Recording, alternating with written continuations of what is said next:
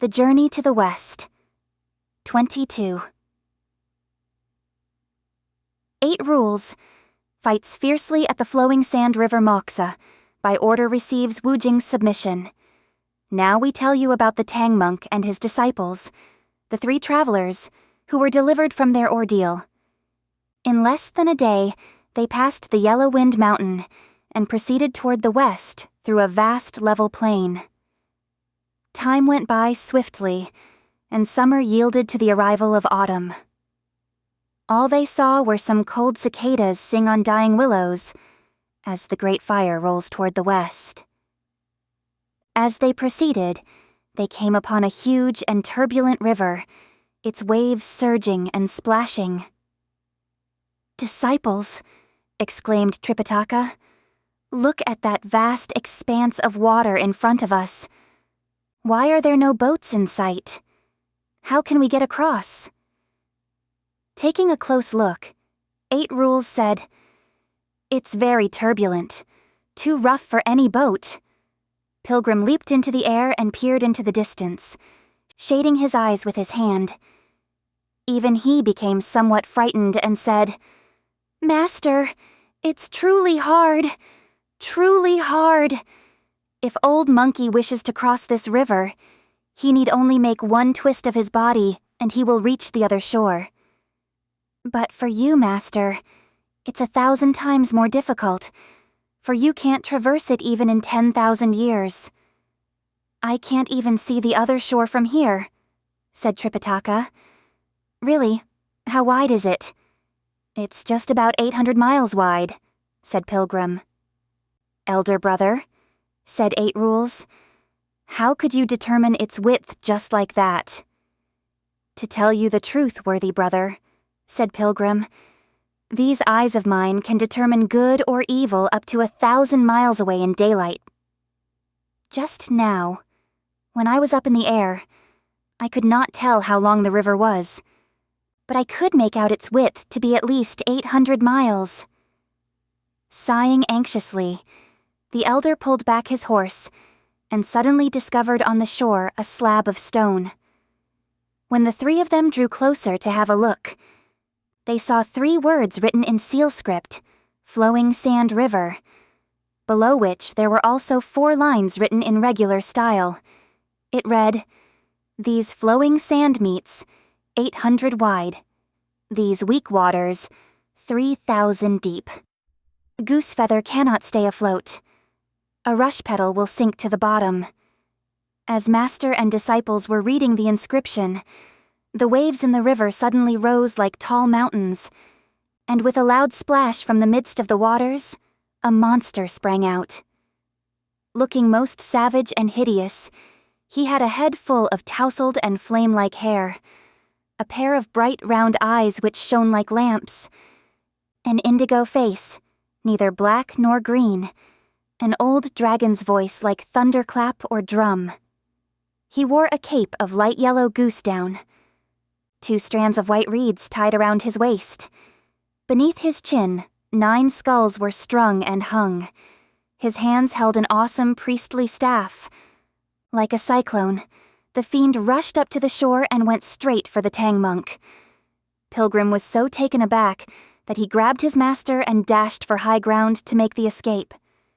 Putting down the pole, 8 Rules whipped out his rake and brought it down hard on the monster. The fiend used his staff to parry the blow, and so the 2 of them began to unleash their power on the bank of the flowing sand river. This was some battle. The 9-pronged rake, the fiend routing staff, these 2 met in battle on the river shore. This one was the Marshal of Heavenly Reeds, that one was the curtain. Raising captain by the throne. In years past, they met in Divine Mist's hall. Today, they fought and waged a test of might. From this one, the rake went out like a dragon stretching its claws. From that one, the staff blocked the way like a sharp-tusked elephant. They stood with their limbs outstretched. Each struck at the other's ribcage. This one raked madly, heedless of head or face. That one struck wildly without pause or rest. This one was a cannibal spirit, long a lord of flowing sand. That one was a way-seeking fighter upholding law and faith.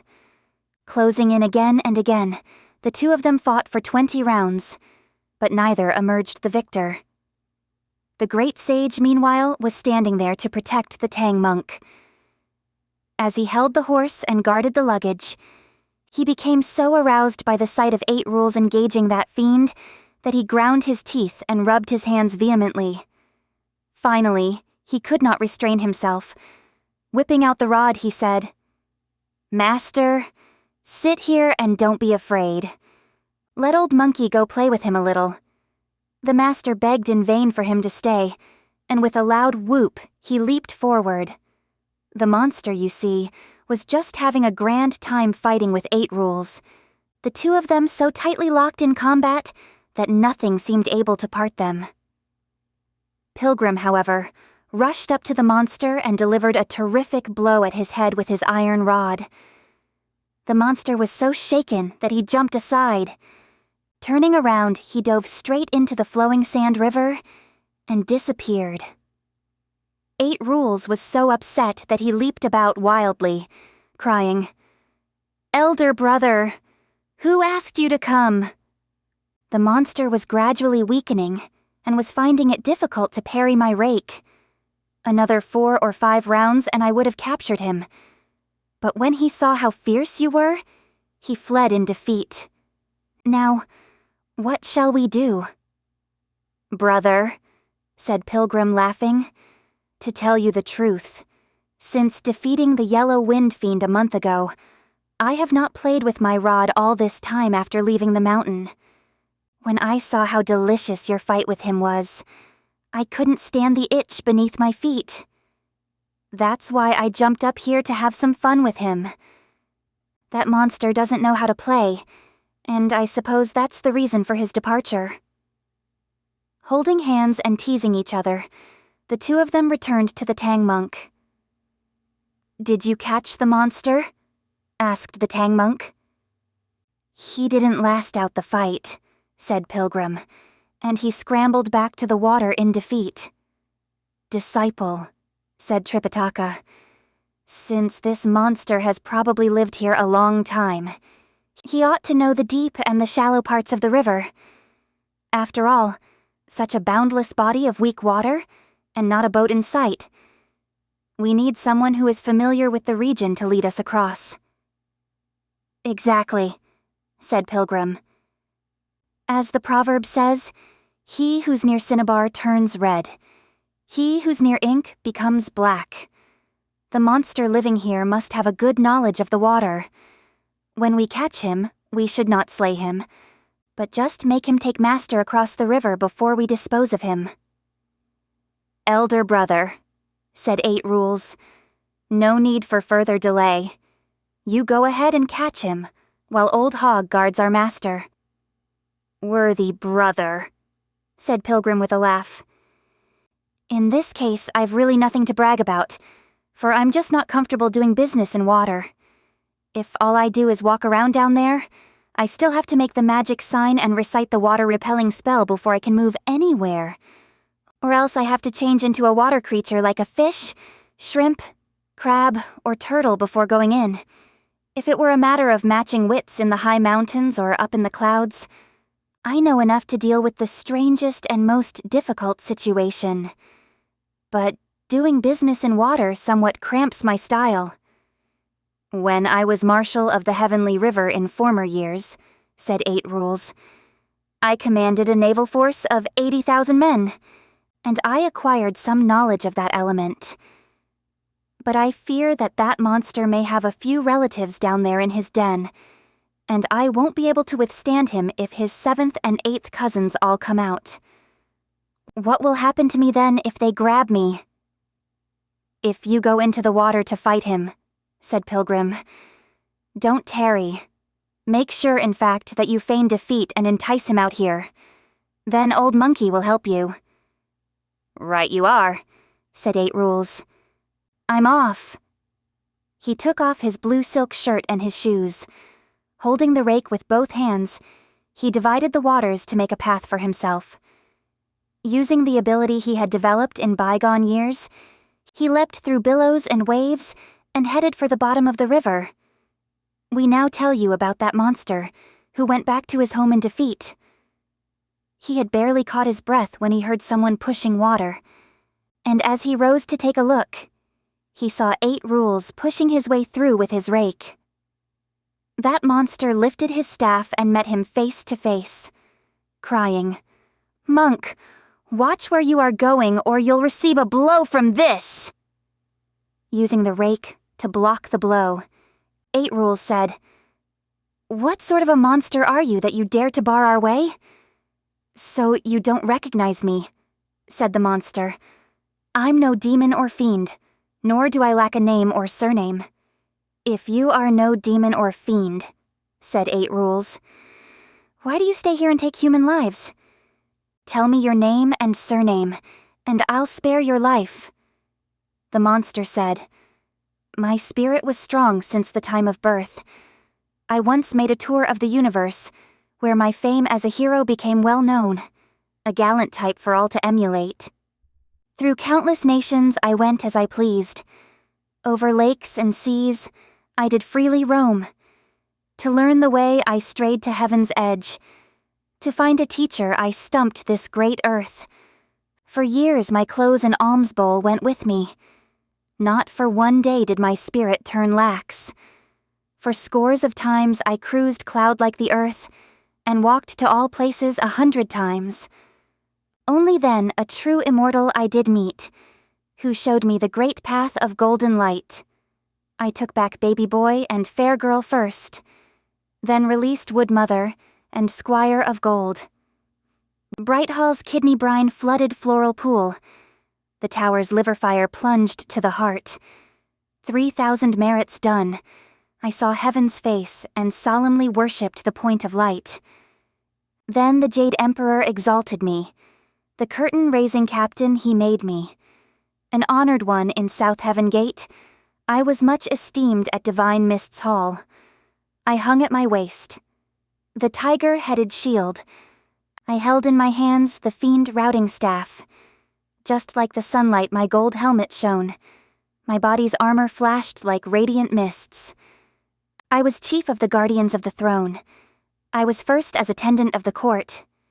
When Queen Mother gave the festival of Peach, she served her guests at Jasper Pool a feast. I dropped and broke a glass-like cup of jade, and souls from all the hosts of heaven fled. Jade Emperor grew mightily enraged. Hands clasped, he faced his council on the left. Stripped of my hat, my armor, and my rank, I had my whole body pushed to the block. Only the great immortal, naked feet, came from the ranks and begged to have me freed. Pardoned from death, and with my sentence stayed, I was sent to the shores of flowing sand. Sated, I lie wearily in the stream. Famished, I churn the waves to find my feed. The woodsman sees me and his life is gone. The fishers face me and they soon perish. From first to last I've eaten many men. Over and over I took human lives. Since you dare to work violence at my door, my stomach this day has its fondest hopes. Don't say you're too coarse to be eaten now. I'll catch you and look. That's my minced meat sauce. Infuriated by what he heard, 8 rules shouted, "You brazen thing. You haven't the slightest perception. Old hog is tempting enough to make people's mouths water, and you dare say that I'm coarse, that I'm to be chopped up for a chopped meat sauce. Come to think of it, you would like to consider me a piece of tough old bacon. Watch your manners and swallow this rake of your ancestor." When the monster saw the rake coming, he used the style of the phoenix nodding its head to dodge the blow. The 2 of them thus fought to the surface of the water, each one treading the waters and waves. This conflict was somewhat different from the one before. Look at the curtain. Raising Captain, the Marshal of Heavenly Reeds. each showing most nicely his magic might. This one waved above his head the fiend-routing staff. That one moved the rake as swiftly as his hand. The vaulting waves rocked hills and streams. The surging tide the cosmos dimmed. Savage like Jupiter wielding banners and flags. Fierce like hell's envoy upsetting sacred tops. This one guarded the Tang monk devotedly. That one, a water fiend, perpetrated his crimes. The rake's one stroke would leave 9 red marks. The staff's one blow would dissolve man's soul. They strove to win the fight. They struggled to prevail. All in all for the scripture pilgrims' sake. They vented their fury without restraint. They brawled till carps and perches lost their newborn scales, and all turtles damaged their tender shells. Red shrimps and purple crabs all lost their lives, and sundry water gods all upward bowed. You heard only the waves rolled and crashed like thunderclaps. The world amazed saw sun and moon grow dark. The 2 of them fought for 2 hours, and neither prevailed. It was like a brass pan meeting an iron broom, a jade gong facing a golden bell. We now tell you about the great sage, who was standing guard beside the Tang monk. With bulging eyes, he watched them fighting on the water, but he dared not lift his hands. Finally, 8 Rules made a half-hearted blow with his rake, and, feigning defeat, turned to flee toward the eastern shore. The monster gave chase and was about to reach the riverbank when our pilgrim could no longer restrain himself. He abandoned his master, whipped out the iron rod, leaped to the riverside and struck at the monster's head. Fearing to face him, the monster swiftly dove back into the river. "You ban horse plague," shouted 8 Rules. "You impulsive ape. Can't you be a bit more patient? You could have waited until I led him up to high ground and then blocked his path to the river. We would have caught him then. Now he has gone back in. And when do you think he'll come out again?" "Idiot," said Pilgrim laughing. "Stop shouting. Let's go talk to Master first." 8 Rules went with Pilgrim back to high ground to Tripitaka. "Disciple," said Tripitaka, bowing, "you must be tired." "I won't complain about my fatigue," said 8 Rules. "Let's subdue the monster and take you across the river. Only that plan is perfect," Tripitaka said. "How did the battle go with the monster just now?" "He was just about my equal," said 8 Rules, "and we fought to a draw. But then I feigned defeat, and he chased me up to the bank. When he saw Elder Brother lifting his rod, however, he fled." "So, what are we going to do?" asked Tripitaka. "Master, relax," said Pilgrim. "Let's not worry now, for it's getting late. You sit here on the cliff and let Old Monkey go beg some vegetarian food.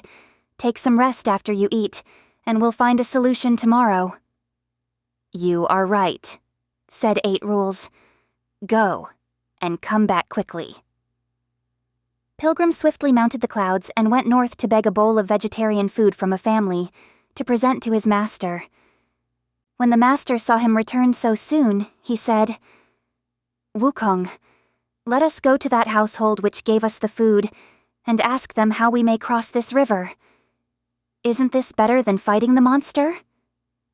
With a laugh, Pilgrim said, "That household is quite far from here, about 6,000 or 7,000 miles, no less. How could the people there know about the water? What's the use of asking them?"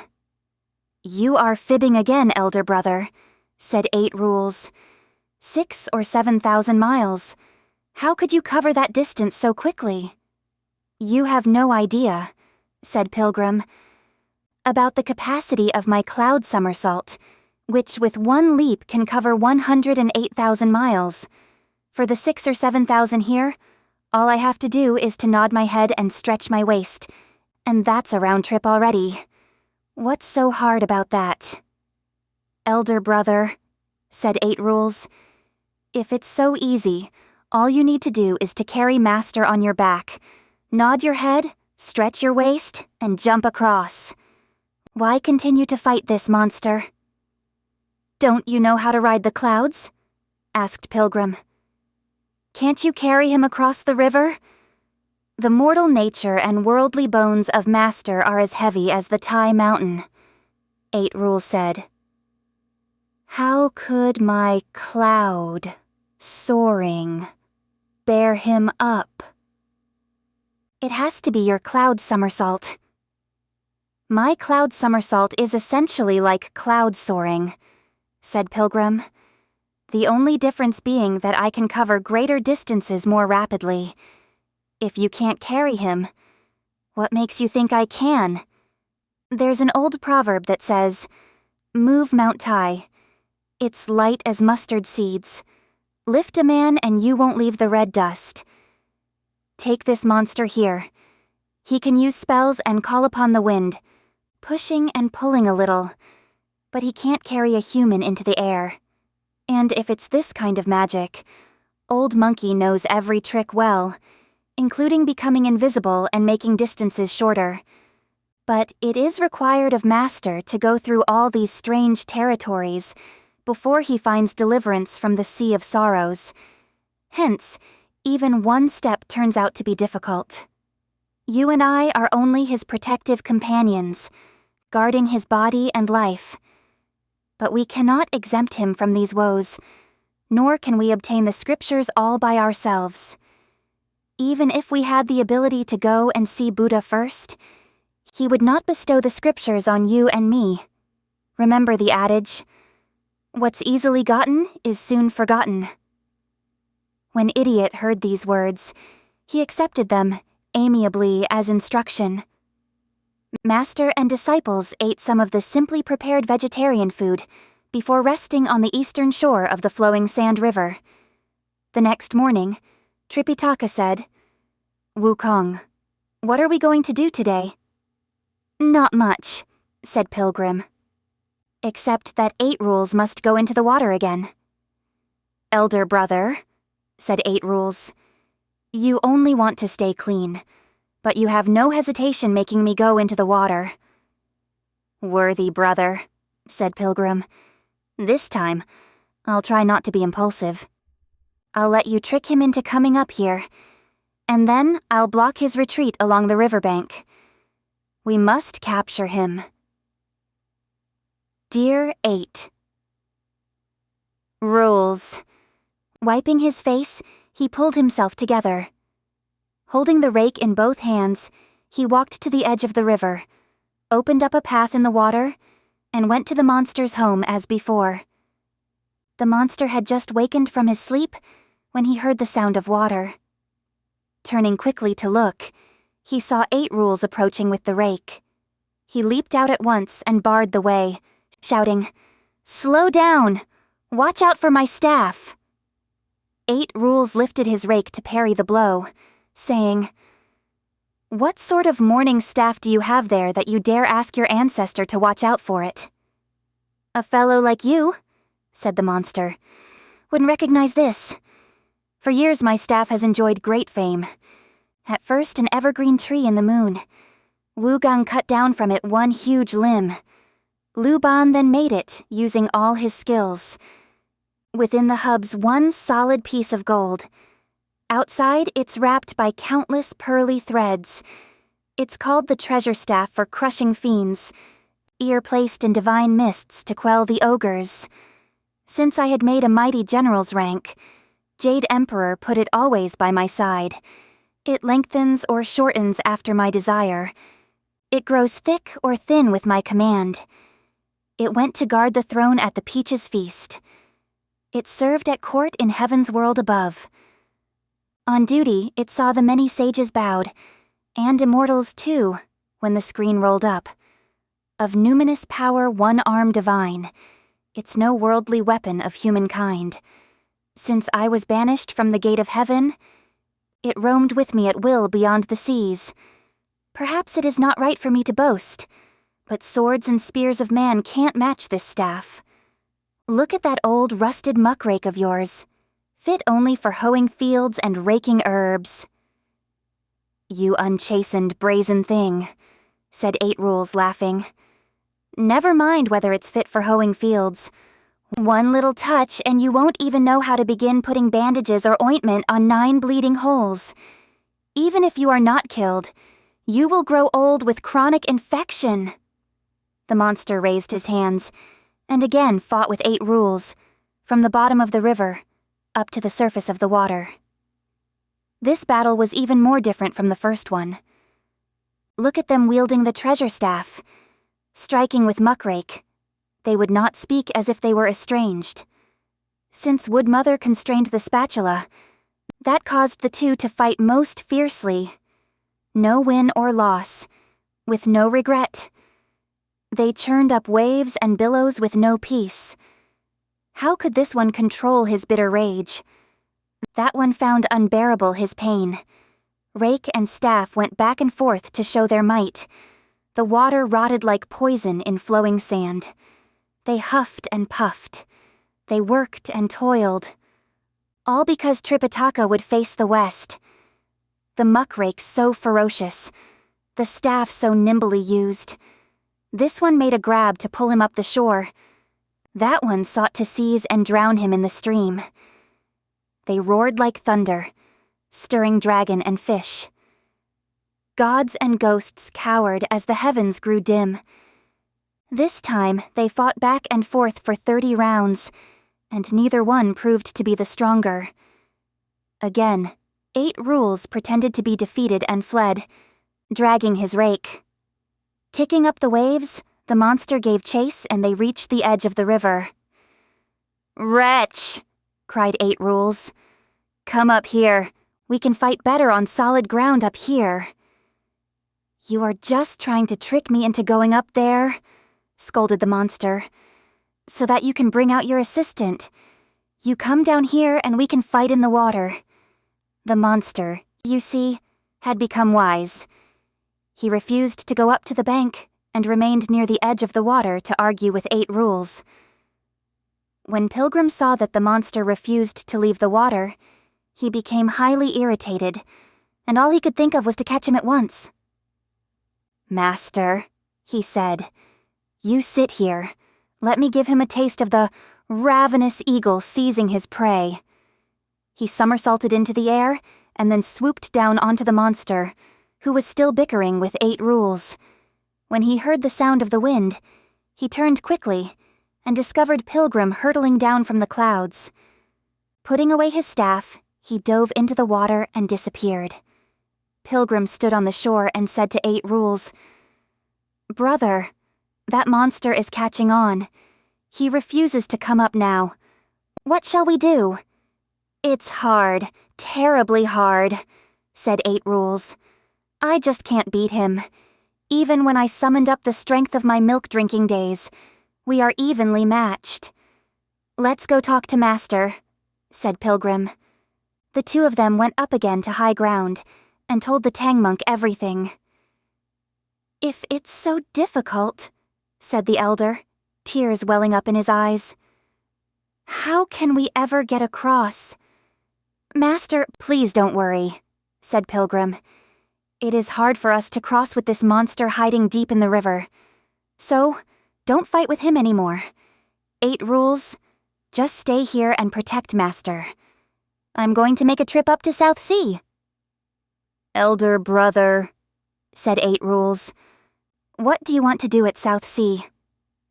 Pilgrim said, "This business of seeking scriptures originated from the Bodhisattva Guanyin. The one who delivered us from our ordeals was also the Bodhisattva Guanyin. Today our path is blocked at this flowing sand river, and we can't proceed. Without her, how can we ever solve our problem? Let me go ask her to help us. It's much better than doing battle with this monster." "You have a point there, elder brother," said Eight Rules. "When you get there, please convey my gratitude to her for her kindly instructions in the past." "Wukong," said Tripitaka, "if you want to go see the Bodhisattva, you needn't delay. Go, and Hurry back." Pilgrim catapulted into the air with his cloud somersault and headed for the South Sea. It did not even take him half an hour before he saw the scenery of the Patalika mountain. In a moment, he dropped down from his somersault and arrived at the edge of the purple bamboo grove, where he was met by the spirits of the 24 Ways. They said to him, "Great sage, what brings you here?" "My master faces an ordeal," said Pilgrim, "which brings me here specially to see the Bodhisattva." "Please take a seat," said the spirits, "and allow us to make the announcement." One of the spirits who was on duty went to the entrance of the Tidal Sound Cave, announcing, "Sun Wukong wishes to have an audience with you." The Bodhisattva was leaning on the rails by the Treasure Lotus pool, looking at the flowers with the pearl-bearing dragon princess. When she heard the announcement, she went back to the cave, opened the door, and asked that he be shown in. With great solemnity, the great sage prostrated himself before her. "Why are you not accompanying the Tang monk?" asked the Bodhisattva. "For what reason did you want to see me again?" "Bodhisattva," said Pilgrim, looking up at her. "My master took another disciple at the Gao village, to whom you had given the religious name of Wuneng. After crossing the Yellow Wind Ridge, we have now arrived at the Flowing Sand River, 800 miles wide, a body of weak water, which is difficult for master to get across. There is, moreover, a monster in the river who is quite accomplished in the martial arts. We are grateful to Wuning, who fought in the water with him 3 times but could not beat him. The monster is, in fact, blocking our path, and we cannot get across. That is why I have come to see you, hoping you will take pity and grant us deliverance." "Monkey," said the Bodhisattva, "are you still acting so smug and self-sufficient that you refuse to disclose the fact that you are in the service of the Tang monk?" "All we had intended to do," said Pilgrim, "was to catch the monster and make him take master across the river. I am not too good at doing business in the water, so Wuning went down alone to his lair to look for him, and they had some conversation. I presume the matter of scripture seeking was not mentioned." "That monster in the Flowing Sand River," said the Bodhisattva, "happens to be the incarnate curtain-raising captain, who was also brought into the faith by my persuasion when I told him to accompany those on their way to acquire scriptures. Had you been willing to mention that you were a scripture pilgrim from the land of the East, he would not have fought you. He would have yielded instead." Pilgrim said, "That monster is afraid to fight now. He refuses to come up to the shore and is hiding deep in the water. How can we bring him to submission? How can my master get across this body of weak water?" The Bodhisattva immediately called for Huayan. Taking a little red gourd from her sleeves, she handed it over to him, saying, "Take this gourd and go with Sun Wukong to the Flowing Sand River. Call Wu Jing, and he'll come out at once. You must first take him to submit to the Tang monk. Next, string together those 9 skulls of his and arrange them according to the position of the 9 palaces. Put this gourd in the center, and you will have a dharma vessel ready to ferry the Tang monk across the boundary formed by the Flowing Sand River." Obeying the instructions of his master, Huiyan left the Tidal Sound Cave with the great sage carrying the gourd. As they departed the purple bamboo grove in compliance with the holy command, we have a testimonial poem. "The 5 phases well matched as heaven's truth. His former master he can recognize. Refine the self as base for wondrous use. Good and bad discerned will reveal the cause. Metal returns to nature. The same kind are both. Wood begs for favor. They'll all be redeemed 2. Earth's completes merit to reach the void. Water and fire blended, dustless and clean. In a little while, the two of them lowered their clouds and arrived at the flowing sand river. Recognizing the disciple Moxa, Ju 8 Rules led his master to receive him. After bowing to Tripitaka, Moxa then greeted 8 Rules, who said, "I was grateful to be instructed by your reverence so that I could meet the Bodhisattva. I have indeed obeyed the law, and I am happy recently to have entered the gate of Buddhism. Since we have been constantly on the road, I have yet to thank you. Please forgive me." "Let's forget about these fancy conversations," said Pilgrim. "We must go and call that fellow." "Call whom?" asked Tripitaka. Pilgrim replied, "Old Monkey saw the Bodhisattva and gave her an account of what happened. The Bodhisattva told me that this monster in the flowing sand river happened to be the incarnation of the curtain-raising captain. Because he had sinned in heaven, he was banished to this river and became a monster. But he was converted by the Bodhisattva, who had told him to accompany you to the western heaven. Since we did not mention the matter of seeking scriptures, he fought us bitterly. Now the Bodhisattva has sent Moxa with this gourd, which that fellow will turn into a dharma vessel to take you across the river." When Tripitaka heard these words, he bowed repeatedly to Moxa, saying, "I beseech your reverence to act quickly." Holding the gourd and treading half on cloud and half on fog, Moxa moved directly above the surface of the flowing sand river. He cried with a loud voice, "Wu Jing! Wu Jing! The scripture pilgrim has been here for a long time. Why have you not submitted? We now tell you about that monster who, fearful of the Monkey King, had gone back to the bottom of the river to rest in his den. When he heard someone call him by his religious name, he knew that it had to be the Bodhisattva Guanyin. And when he heard, moreover, that the scripture pilgrim had arrived, he no longer feared the axe or the halberd. Swiftly, he leaped out of the waves and saw that it was the disciple Moxa. Look at him.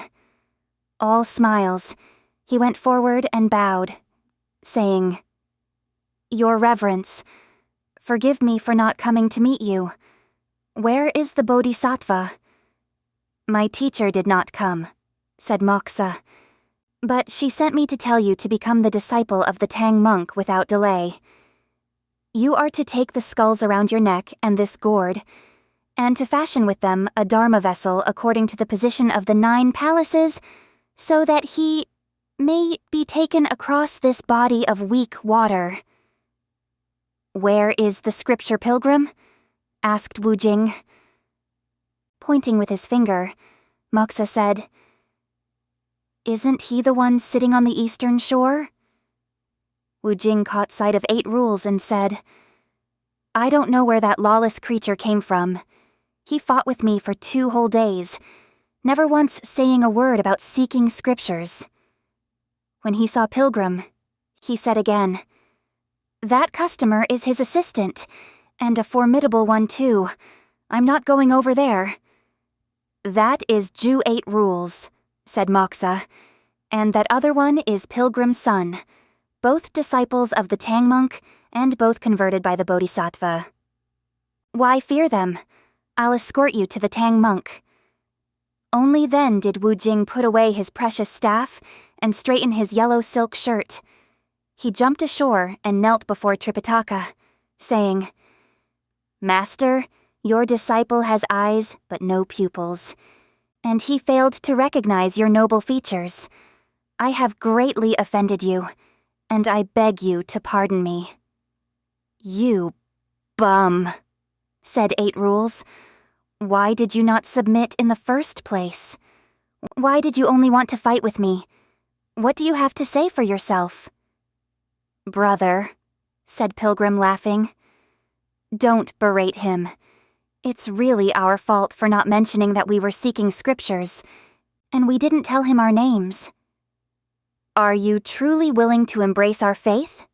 Said the elder. Your disciple was converted by the Bodhisattva, said Wu Jing. Deriving my surname from the river, she gave me the religious name Sha Wu Jing. How could I be unwilling to take you as my master? In that case, said Tripitaka, Wukong may bring over the sacred razor and shave off his hair. The great sage indeed took the razor and shaved Wu Jing's head, after which he came again to pay homage to Tripitaka, pilgrim and 8 rules, thus becoming the youngest disciple of the Tang monk. When Tripitaka saw that he comported himself very much like a monk, he gave him the nickname of Sha Monk. Since you have embraced the faith, said Moxa, there's no need for further delay. You must build the Dharma vessel at once. Not daring to delay, Wu Jing took off the skulls around his neck and strung them up with a rope after the design of the 9 palaces, placing the gourd in the middle. He then asked his master to leave the shore, and our elder thus embarked on the Dharma vessel. As he sat in the center, he found it to be as sturdy as a little boat. He was, moreover, supported by 8 rules on his left and Wu Jing on his right, while Pilgrim Sun, leading the dragon horse, followed in the rear, treading half on cloud and half on fog. Above their heads, Moxa also took up his post to give them added protection. In this way, our master of the law was safely ferried across the boundary of the flowing sand river. With the wind calm and waves quiet, he crossed the weak water. It was truly as fast as flying or riding an arrow, for in a little while he reached the other shore, having been delivered from the mighty waves. He did not drag up mud or water, and happily both his hands and feet remained dry. In sum, he was pure and clean without engaging in any activity. When master and disciples reached solid ground again, Moxa descended from the auspicious clouds. As he took back his gourd, the 9 skulls changed into 9 curls of dark wind and vanished. Tripitaka bowed to thank Moxa, and also gave thanks to the Bodhisattva. So it was that Moxa went straight back to the South Sea, while Tripitaka mounted his horse to go to the west. We do not know how long it took them to achieve the right fruit of scripture acquisition. Let's listen to the explanation in the next chapter.